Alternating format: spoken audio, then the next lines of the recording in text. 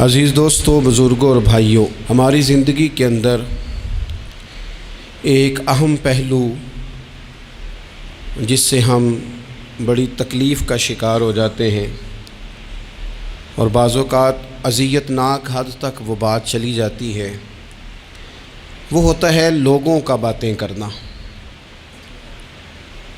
لوگ ایک دوسرے کے بارے میں تبصرہ کرتے ہیں، گفتگو کرتے ہیں۔ اگرچہ اسلام نے اسے بڑا ناپسند کیا اور غیبت کو زنا سے زیادہ بدتر قرار دیا، لیکن معاذ اللہ ثم معاذ اللہ لوگ پھر بھی اس اخلاقی کمزوری کا شکار ہو جاتے ہیں اور لوگوں کے بارے میں گفتگو کرتے ہیں۔ پھر لوگوں کی وہ باتیں جب ہم تک پہنچتی ہیں، جس کے بارے میں بات کی جا رہی ہوتی ہے، جب اس تک پہنچتی ہے تو وہ شخص بڑی اذیت کا شکار ہو جاتا ہے۔ وہ ذہنی تکلیف میں بھی آتا ہے، کرب میں بھی مبتلا ہوتا ہے، اور بعض اوقات خدا معاف فرمائے تو بعض لوگوں میں مایوسی بھی پھیل جاتی ہے۔ آپ قرآن مجید فرقان حمید کو دیکھیں تو اللہ تعالیٰ نے قرآن مجید میں فرمایا کہ وَإِذَا قِيلَ لَهُمْ آمِنُوا كَمَا آمَنَ النَّاسُ، جب منافقین سے کہا جائے کہ اس طرح ایمان لاؤ جس طرح کے باقی لوگ ایمان لائے ہیں، یعنی صحابہ کرام، قالوا تو وہ کہتے ہیں آنؤمن کما آمن السفہاء، ہم اس طرح ایمان لے آئیں جس طرح معاذ اللہ یہ بیوقوف ایمان لائے، ان کی طرح ایمان لے آئیں۔ الا انہم هم السفہاء، اللہ فرماتے ہیں خبردار ہو جاؤ یہی بیوقوف ہیں، ولکن لا یعلمون، لیکن یہ جانتے نہیں۔ انہیں اس بات کی خبر ان لوگوں کو جو کائنات کے بہترین لوگ ہیں زمین پر، انبیاء کے بعد صحابہ، ان کو لوگوں نے بیوقوف کہہ دیا، باتیں کر دی۔ آپ قرآن مجید دیکھیے سورہ قلم کے اندر اللہ تبارک و تعالی نے اس بات کا بھی جواب ارشاد فرمایا ہے، جب لوگوں نے کہا تھا کہ معاذ اللہ حضور تو مجنون ہے، تو اللہ نے فرمایا محبوب آپ رب کے فضل سے مجنون نہیں ہیں، بلکہ اللہ نے آپ کو خلق عظیم کا مالک بنایا ہے۔ وَإِنَّكَ لَعَلَىٰ خُلُقٍ عَظِيمٍ، لوگ بات کرتے ہیں اور کر جاتے ہیں اور شوق رکھتے ہیں تبصرہ کرنے کا۔ تو میں نے بہت سارے لوگ ایسے زندگی میں دیکھے ہیں جو لوگوں کی باتوں کی وجہ سے اذیت میں آ گئے، تکلیف کا شکار ہو گئے۔ اور میں اور آپ تو کسی کھاتے میں نہیں، حضرت ابوبکر صدیق رضی اللہ تعالیٰ عنہ جیسے لوگ، افضل البشر بعد الانبیاء بالتحقیق حضرت صدیق اکبر۔ آپ قرآن مجید 30ویں پارے کی تلاوت میں یہ بات دیکھیں گے کہ جب حضرت ابوبکر صدیق نے غریب غلاموں کو خرید کر آزاد کرنا شروع کیا، حضرت بلال حبشی کو، حضرت عامر بن فہیرہ کو اور کچھ غلاموں کو خرید کر آزاد کیا، تو لوگ کہنے لگے کہ یہ بلال نے کبھی کوئی احسان کیا ہوگا ابو بکر پر، تبھی تو خرید کے آزاد کیا ہے، ورنہ کیا ضرورت تھی اتنے پیسے لگانے کی، کوئی تو بات ہوگی۔ اللہ تعالیٰ نے اس کا بھی قرآن مجید میں اعلان فرمایا ابو بکر نے جو کیا ہے رب کی رضا کے لیے کیا ہے۔ تو گفتگو کرنا، بات کرنا، لوگوں کا اتنا یہ خطرناک مزاج ہے، ایک جملہ کہہ کے لوگ سائڈ پہ ہو جاتے ہیں، بندہ بیچارہ ساری رات تڑپتا رہتا ہے، ایک فکرے کا تبصرہ کر کے لوگ کونے میں چھپ جاتے ہیں، اور کسی آدمی کے لیے وہ اسے سولی پہ لٹکا جاتے ہیں، اپنی زبان کے تیروں سے لوگ پریشان کرتے ہیں۔ پہلے تو اللہ سے یہ معافی مانگیں کہ رب اس جرم سے ہمیں محفوظ فرمائے۔ اور اب تو لوگوں کی زبانیں اتنی لمبی ہو گئیں کہ وہ صحابہ تک چلی گئی ہیں، اہل بیت نبوت تک چلی گئی ہیں۔ تبصروں کے شوق میں لوگوں نے یہ دیکھا ہی نہیں کہ میری حیثیت کیا ہے اور میں بات کس کی کر رہا ہوں، میری اوقات کیا ہے اور میں تبصرہ کس پہ کر رہا ہوں۔ بے باک ہونا اور بات ہے اور بدتمیز ہونا، ان دونوں میں فرق ہوتا ہے۔ تو میرے عزیز، ایک تو اس سے پرہیز کریں، اور پھر دوسرا، اب ہوتا کیا ہے، ہم اس کا نفسیاتی اثر لیتے ہیں، ہم اس کا اثر لیتے ہیں۔ میں اکثر کہتا ہوں سارے لوگ ہی کانوں کے کچے ہوتے ہیں، کچھ تھوڑے زیادہ ہوتے ہیں، کچھ تھوڑے کم ہوتے ہیں، اور بعض لوگ کہتے ہیں اتنے لوگ فلانے بندے کی بات مانتے ہیں۔ تو میں نے کہا دنیا میں تو آج بھی کافر زیادہ ہیں، کافر زیادہ ہیں، شیطان کے پیروکار آج بھی تو زیادہ ہونا کوئی حق کی دلیل ہے ہمیشہ؟ یہ کیا بات ہوئی کہ فلانے کی اتنے لوگ بات مانتے ہیں؟ یہاں تو میں نے یہ دیکھا ہے اس معاشرے میں کہ جھوٹے سے جھوٹا آدمی، اس کے بھی فالور ہوتے ہیں، دغے باز سے دغے باز بندہ، اس کے بھی گویوں کے فالور، اداکاروں کے فالور، فلانے کے فالور۔ اس کا یہ تو بھئی انسان کا مزاج ہے، ہر بندہ کانوں کا کچا ہے، کوئی تھوڑا زیادہ کچا ہے، کوئی تھوڑا کم کچا ہے، تو باتیں تو ہوگی، لوگ منہ میں زبان رکھتے ہیں تو گفتگو تو کریں گے۔ اب یہ اثر لینے والے پہ ہے کہ وہ اس کا اثر کس طرح کا لیتا ہے۔ ہمارے ہاں بڑے بڑے سمجھدار لوگ نفسیاتی ہو جاتے ہیں، بڑی بڑی سمجھدار خواتین نفسیاتی ہو جاتی ہیں، میری ساس باتیں کرتی ہے، میری نند باتیں کرتی ہے، مجھے فلانا باتیں کرتا ہے، مجھے فلانا۔ بھائی باتیں، جس کے منہ میں زبان ہے اس نے بات تو کرنی ہے۔ اب آپ نے کیوں یہ دعویٰ کر لیا ہے کہ آپ اتنے اونچے چلے جائیں کہ آپ کو بات ہی کوئی نہ کرے؟ کیا حرج ہے اس میں؟ اگر کوئی آپ کو بات کر دے تو کیا ہیں ہم؟ کسی نے کر لی تو پھر کیا ہوا؟ اس کا اتنا اثر قبول کرنا کہ ساری رات سونا ہی نہ، پریشان ہو جانا۔ اور بعض لوگ ایسے ہیں جنہیں اتنی باتیں نہیں ہوتی جتنی انہیں ٹینشن ہوتی ہے، یعنی وہ دو بندے کونے میں کھڑے ہیں تو میری ہی بات کر رہے ہیں، اور بھائی وہ اتنا اہم نہیں ہے، انہیں کوئی اور کام بھی ہو سکتا ہے، تیری بات ہی انہوں نے کرنی۔ بلا وجہ لوگ سمجھتے ہیں کہ میں بڑا اہم آدمی ہوں، وہاں بھی مجھ پہ تبصرہ ہو رہا ہے، یہاں بھی ہو رہا ہے۔ اس پہلو سے باہر آئیں، اس کمپلیکس سے نکل آئیں۔ ابن حزم کہتے ہیں کہ مصر میں ایک تاجر بڑا کامیاب ہو گیا تھا، بڑا کامیاب تاجر ہو گیا۔ تو زندگی میں جتنے لوگ بھی کامیاب ہوتے ہیں ان سے حسد ہوتا ہے، اس سے بھی اس کے ارد گرد کے لوگوں نے حسد شروع کیا۔ اب تاجروں نے پلاننگ کی کہ اسے خراب کیسے کرنا ہے۔ وہ ایک دن اپنے گھر سے نکلا، سفید کرتا سفید پگڑی باندھ کے باہر۔ اب 5-6 لوگوں نے پہلے سے منصوبہ بندی کی ہوئی تھی۔ ایک صاحب اسے ملے، کہنے لگے ماشاءاللہ آج تو سفید کرتے پر سبز امامہ، سبز پگڑی بڑی ہی اچھی لگ رہی ہے۔ تو وہ ہنس کے کہنے لگا لگتا ہے آپ سو کے اٹھ کے آئے ہیں، پگڑی تو میری سفید ہے۔ اس نے کہا چلو پگڑی تو سبز ہی ہے، باقی آپ نہیں مانتے تو آپ کی مرضی۔ وہ آگے بڑھا، تو اب چونکہ پلاننگ تھی تو ایک شخص اور ملا، اس نے کہا کیا بات ہے، سفید کرتے پر آپ کا پیلے رنگ کا امامہ کیا جچتا ہے۔ اس نے کہا یار کو خدا کا خوف کر، ہنس کے کہا کیا ہو گیا، تیری اینک کا نمبر تو نہیں تبدیل ہونے والا ہوا؟ اور بھائی میں نے تو سفید کرتا اور سفید ہی امامہ باندھا ہے۔ اب 2-3 لوگوں کی دفعہ تو وہ مسکرایا، لیکن وہ ڈھیر سارے لوگوں نے منصوبہ بندی کی تھی۔ وہ جب چوتھے کے پاس گیا تو اس نے بھی کہا کہ کیا بات ہے سفید کرتے پر پیلے رنگ کے امامے کی۔ اس نے کہا پیلا کہاں ہے؟ اب وہ غصے ہونے لگا۔ اب وہ چھٹے کے پاس گیا تو اس نے کہا جناب کیا بات ہے سفید کرتا اور کالا امامہ۔ اب وہ غصے میں اتنا باولا ہوا کہ پہلے ہنسا پھر رویا، پھر اسے سمجھ نہ آئی کہ دکان کا تالا کس چابی سے میں نے کھولنا ہے۔ بس وہ شام ہوئی تو اس بیچارے کو بچوں نے روڑے مارنے شروع کر دیے۔ وہ اتنی تکلیف میں آ گیا کہ لوگ اسے پاگل کہنے لگے۔ کیوں؟ اس لیے کہ لوگ منصوبہ بند، افواہ تھی نا کہ میری طبیعت خراب ہے، تو لوگوں نے حال پوچھ پوچھ کر بیمار کر دیا۔ لوگوں کی باتیں، لوگوں کے تبصرے، لوگوں کے کومنٹس۔ بولے امام شافعی فرمانے لگے لوگوں کی باتیں پتھروں کی طرح ہوتی ہیں، یہ روڑوں کی طرح ہوتی ہیں، اگر انہیں کمر کے اوپر رکھ لو گے نا تو یہ تمہاری کمر توڑ دیں گی، اور اگر تم ان کو اپنے پیروں کے نیچے رکھ لو گے تو تمہارا قد اونچا ہو جائے گا۔ بس دنیا میں وہ لوگ پریشان ہوتے ہیں جو لوگوں کی باتوں کو کندھوں پر سوار کر لیتے، جو پیروں کے نیچے رکھے، جو پاؤں کے نیچے رکھیں ان کا قد۔ وہ پرانے زمانے میں نا عارف رومی رحمۃ اللہ علیہ فرماتے ہیں کہ ایک بیل گائے گر گئی تھی کنویں کے اندر، تو اب وہ لوگ اس کو نکال تو نہیں سکتے تھے، تو انہوں نے اس طرح کیا کہ مٹی ڈالنی شروع کر دی کہ اب بدبو آئے گی، پریشانی ہوگی، تو اس کو بند کر دیتے ہیں اندر ہی کنویں کو، کنواں نئی جگہ پہ کھود لیتے ہیں۔ انہوں نے جب اس کے اندر مٹی ڈالی نا تو وہ گائیں جو تھی وہ مٹی جھاڑ کے تو مٹی کے اوپر آ گئی، انہوں نے پھر مٹی ڈالی تو وہ تھوڑی اور اوپر آ گئی، اور مٹی ڈالی تو اور وہ مٹی ڈالتے گئے اور گائیں وہاں سے کنویں سے باہر آ گئی۔ لوگوں نے دفن کرنا چاہا، وہ باہر نکل آئی۔ اور میرے بھائی لوگ بھی اپنی باتوں میں دفن کرنا چاہتے ہیں، لیکن یاد رکھنا جو چمکنے والے تھے وہ چمکتے ہی رہے، جن کو اللہ نے عزت دی تھی ان کی گھٹا ہی کوئی نہیں سکا۔ اتنی لمبی زبانیں کھول کے لوگوں نے صحابہ کے بارے میں باتیں کی۔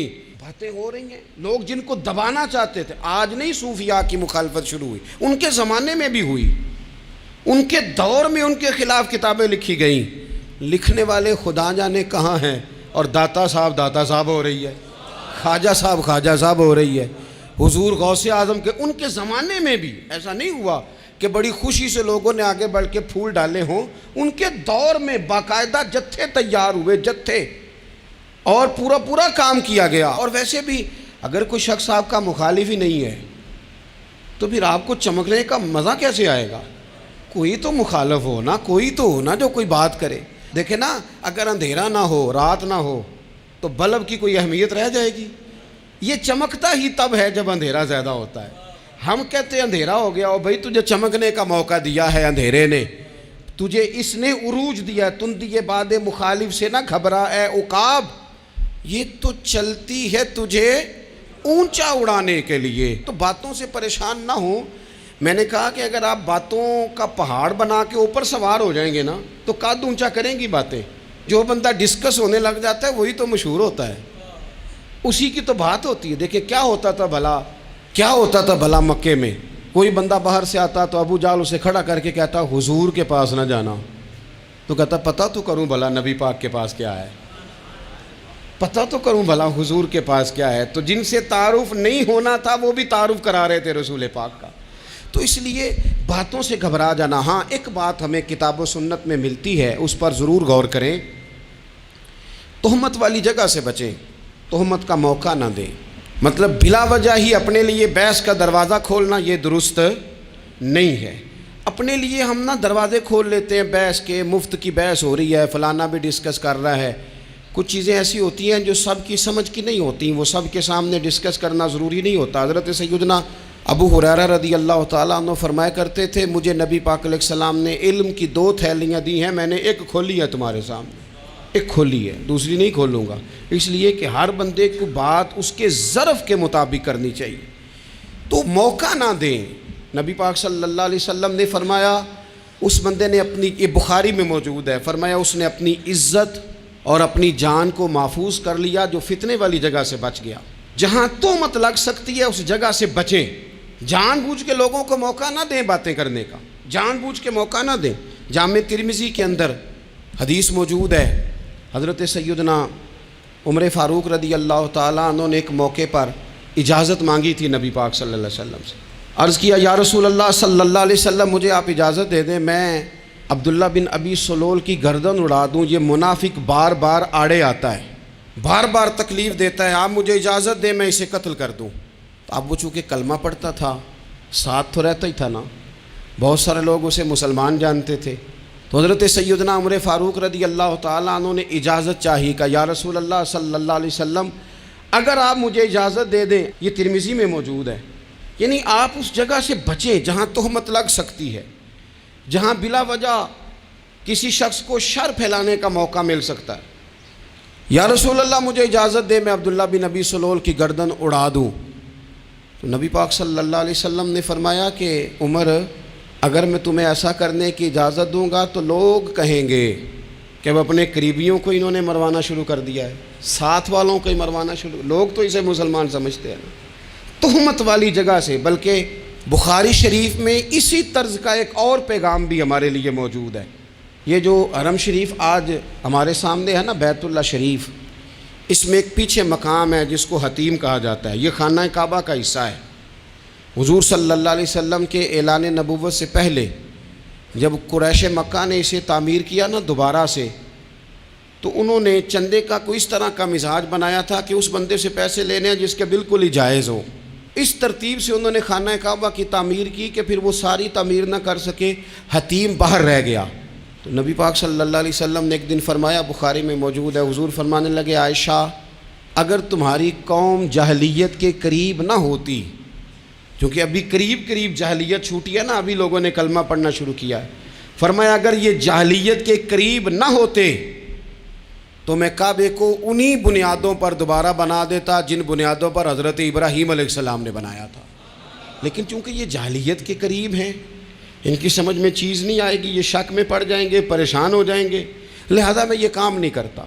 بہت ساری چیزیں ایسی ہیں کہ جن کی وجہ سے بعض سادہ لوگ ابہام کا شکار ہوتے ہیں، ابہام کا۔ ہمارے علماء نے اس طرح کیا کہ بڑے طے کر کے عقائد کے عنوانات امت تک پہنچائے۔ ہر آدمی ہر شعبے کا اسپیشلسٹ نہیں ہوتا، بہت ساری لوگ باتیں مریض کے سامنے کرنے والی نہیں ہوتی، وہ صرف لواحقین کو بتانے والی ہوتی۔ پھر کچھ لوگ اور آئے جنہوں نے کہا کہ ہم تو ایفیشنسی دکھائیں گے، کچھ خاص ہر بات کھول کر لوگوں کے سامنے رکھیں گے۔ تو اس کا نقصان پھر یہ ہوتا ہے کہ سادہ لوگ مشکلات کا شکار ہوتے ہیں۔ وہ پھر جب کہتے ہیں ہر چیز ڈسکس کر لینی چاہیے تو پھر باتیں دور نکل جاتی ہیں۔ پھر لوگوں نے انبیاء کرام علیہم السلام کی اجتہادی خطاؤں کو ڈسکس کرنا شروع کیا۔ ربنا ظلمنا انفسنا، اگر حضرت آدم یہ لفظ کہیں تو ان کے لیے تو ٹھیک ہے، لیکن اگر کوئی غلام اور امتی اور بیٹا اٹھ کے یہ لفظ کہے تو اس کے لیے ٹھیک نہیں ہے۔ تو میرے عزیز ایسے کام نہ کریں جس کی وجہ سے بلا وجہ بحث کا۔ ہمارے یہاں کچھ لوگوں کو شوق ہے خبروں میں رہنے کا، وہ ایسی باتیں چھیڑتے ہیں جن سے نہ وہ خبروں میں رہ سکیں۔ میں نے دیکھا ہے وہ کہتے ہیں جی میں نے کوئی انوکھی بات کرنی ہے۔ بھئی انوکھی بات کرنے سے بندہ مشہور تو ہو جاتا ہے۔ ہمارے زمانے میں مشہور ہی وہ ہوتا ہے جو دوسروں سے ذرا ہٹ کے بات کرے، انوکھی کرے۔ وہ ہمارے لطیفہ لکھا ہے نا، ایک اہل عرب کا ایک ہجا نام کا عربی کا ایک لطائف سنانے والا شاعر ہے، تو وہ کہتا ہے کہ ایک شخص نے ایک دفعہ کہہ دیا تھا گدھا کھانا جائز ہے۔ بڑے بڑے علماء اس کے گھر چلے گئے کہ بھئی کوئی دلیل، کوئی جزیہ، کوئی کہاں سے، کوئی کتاب، کوئی حوالہ، کوئی شے۔ اس نے کہا روز آؤ گے ایک بندے کو بتاؤں گا، کٹھا اسٹیج لگاؤ، ایک ہی دفعہ حوالے دیتا ہوں، روز نہیں دیے جاتے۔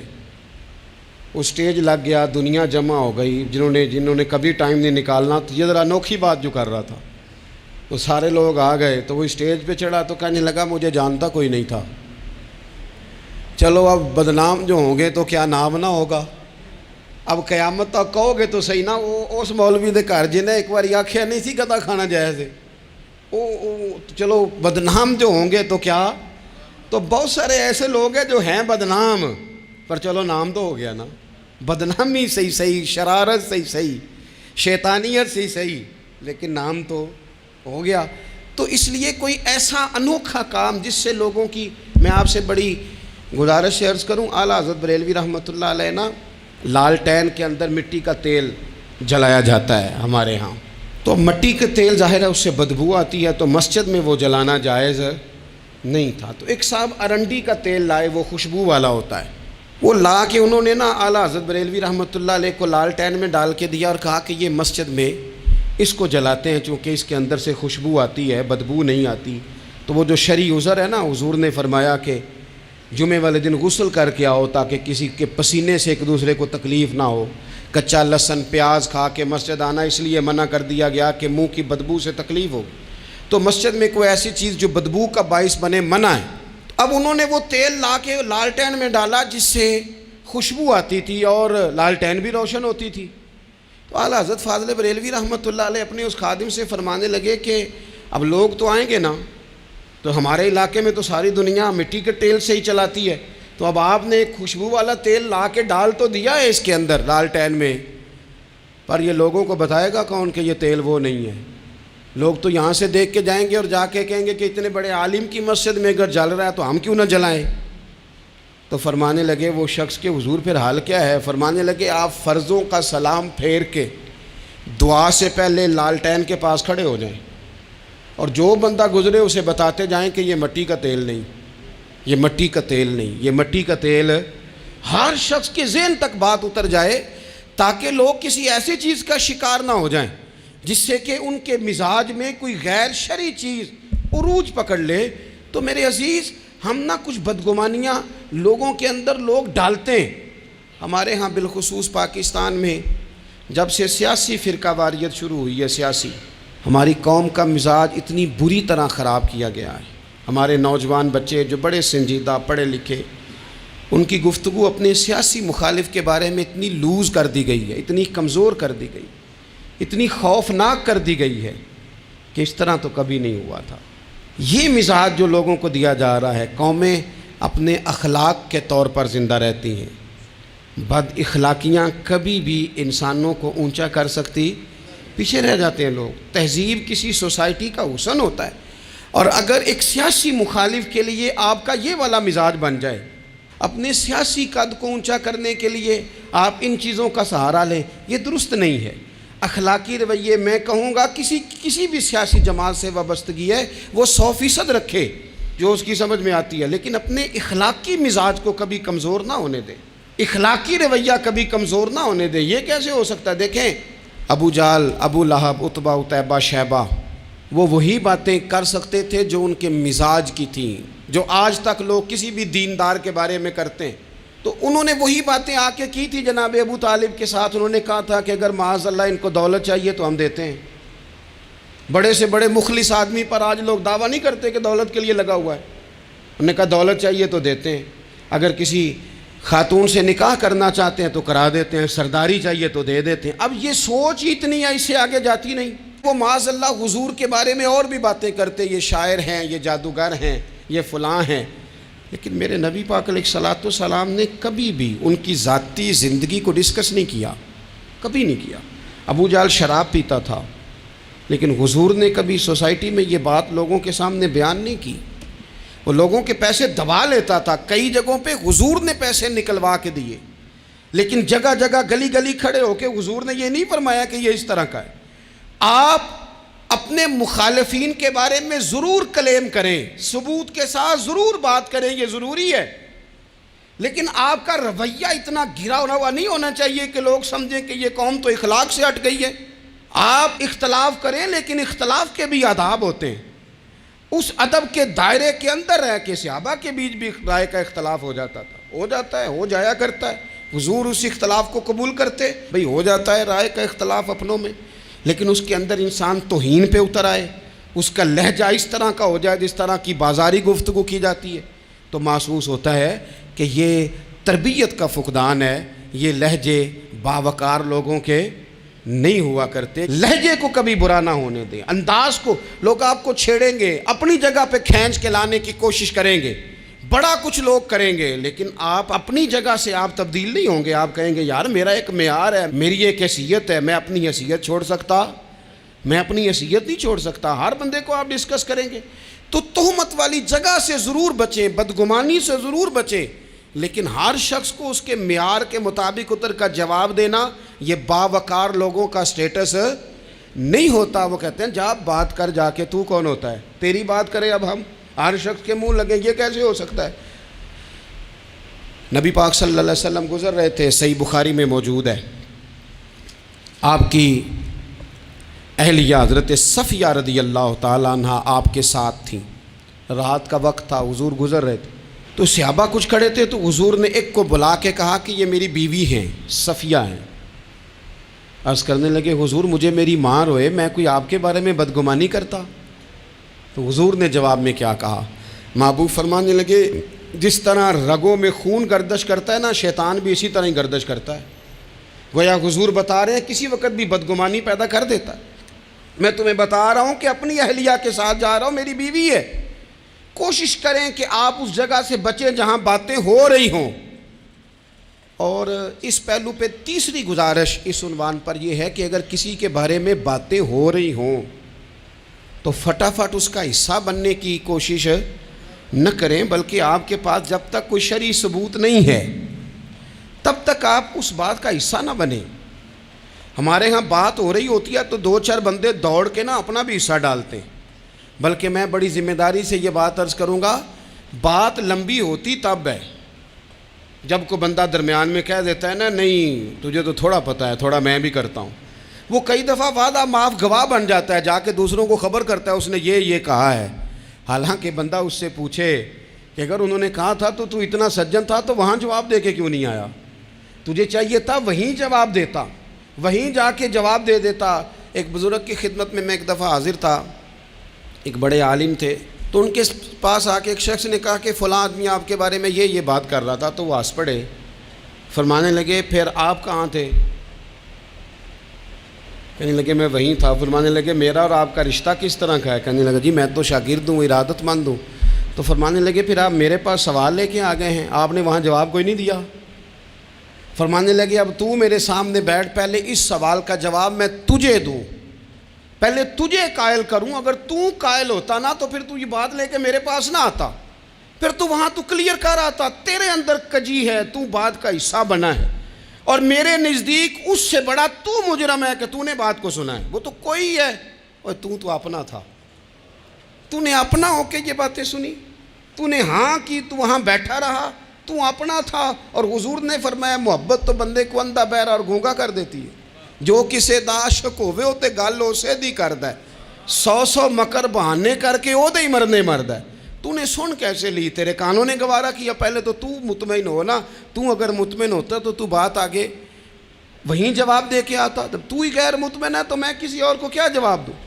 تو مدد کریں اپنے بھائی کی اس معاملے میں کہ اگر آپ کلیئر ہیں تو پھر آپ اسے وہیں کلیئر کریں، کہیں یار میری بات سن، یہاں تک تو بات ٹھیک ہے، اس بات کا میں گواہ ہوں، یہ ہو سکتی نہیں۔ اور نبی پاک کا یہ طریقہ ہے، مسند امام احمد بن حنبل میں حدیث موجود ہے، حضرت عبداللہ ابن مسعود رضی اللہ تعالیٰ عنہ، کمال آدمی حضرت عبداللہ ابن مسعود، حضور نے فرمایا عبداللہ ابن مسعود سے قرآن سیکھا کرو، یہ اسی طرح پڑھتے ہیں جس طرح میرے اوپر نازل ہوا تھا۔ حضرت عبداللہ ابن مسعود کو نبی پاک علیہ السلام نے فرمایا درخت پہ چڑھ کے ذرا میرے لیے مسواک تو اتار دو۔ حضرت عبداللہ ابن مسعود کی پنڈلیاں پتلی پتلی تھی، ٹانگیں پتلی تھیں، وہ درخت پہ چڑھے، ہوا چلی تو کپڑا تھوڑا ہٹ گیا تو بعض لوگ ان کی پتلی پنڈلیوں کا مذاق اڑانے لگے، معاذ اللہ، دیکھو کیسی باریک باریک پنڈلیاں ہیں، کیا انداز ہے۔ اب حضور بیٹھے ہیں نا، تو انہوں نے جو بات کی تھی وہ بات بھی درست تھی، پنڈلیاں واقعی پتلی تھیں، اور کوئی بھی اس انداز میں دیکھتا تو شاید مسکراتا۔ جب انہوں نے کہا نا دیکھو پتلی پنڈلیاں، تو حضور نے ہمارے لیے طریقہ کیا چھوڑا، ہمارے لیے سیرت کیا چھوڑی۔ حضور سید عالم فوراً ارشاد فرمانے لگے، نبی پاک فرمانے لگے چپ کرو، تم میرے عبداللہ کی پنڈلیوں کو پتلا پتلا کہہ رہے ہو نا، قیامت کے دن جب میزان لگے گا اور ان پنڈلیوں کا تمہیں وزن پتہ چلے گا، پھر پتہ چلے گا میرے عبداللہ کی شان کیا ہے۔ یہ بڑی وزنی پنڈلیاں ہوں گی، جب ان کا میزان پر وزن تو لگے تو آپ دفاع کریں۔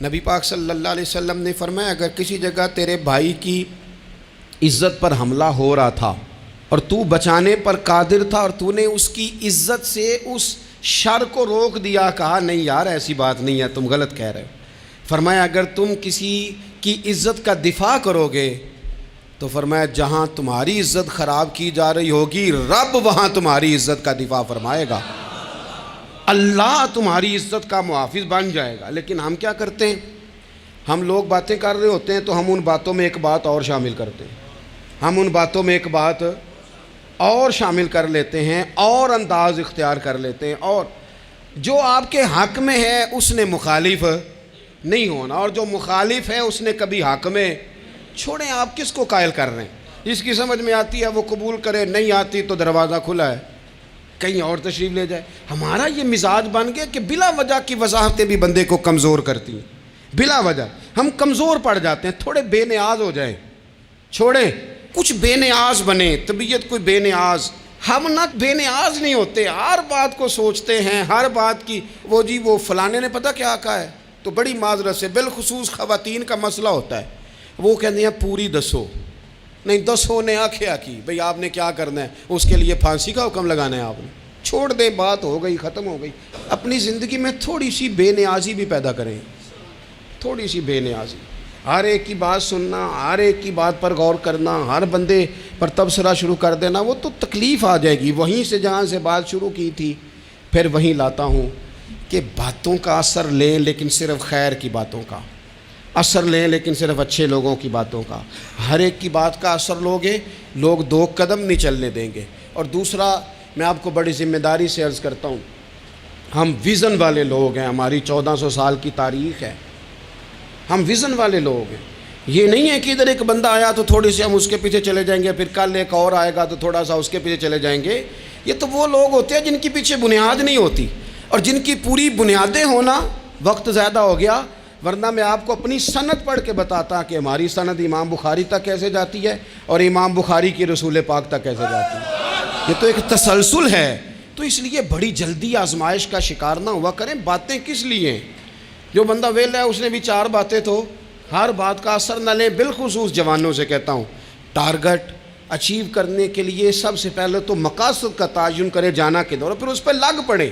باتیں ہوتی رہیں گی، لیکن باتوں کو پشت پہ سوار نہیں کرنا، باتوں کو پاؤں کے نیچے رکھنا ہے، قد اونچا ہو جائے گا، قد اونچا ہو جائے گا۔ پشت پہ سوار کرو گے تو گردن ٹیڑھی کر دیں گے، آپ بس بڑھتے جائیں۔ گھوڑا جب دوڑتا ہے نا، دوڑتا ہے تو اس کے پیروں کو جھاڑیاں لگتی ہیں، لیکن اگر دوڑتا رہے تو کوئی جھاڑی کہیں رہ جاتی ہے، کوئی کہیں رہ جاتی ہے۔ باقی مخلوق کرتی ہے باتیں، وہ کرتی رہے گی، آپ آگے بڑھیں، سفر کرتے رہیں۔ سفر بہت سارے باتیں کرنے والے وہیں رہ جاتے ہیں اور کام کرنے والے کہیں کے کہیں پہنچ جاتے ہیں۔ باتیں کرنے والوں میں سے نہ ہوں، کام کرنے والوں میں سے ہوں۔ اللہ توفیق عطا فرمائے۔ آخر دعوانا ان الحمد للہ رب العالمین۔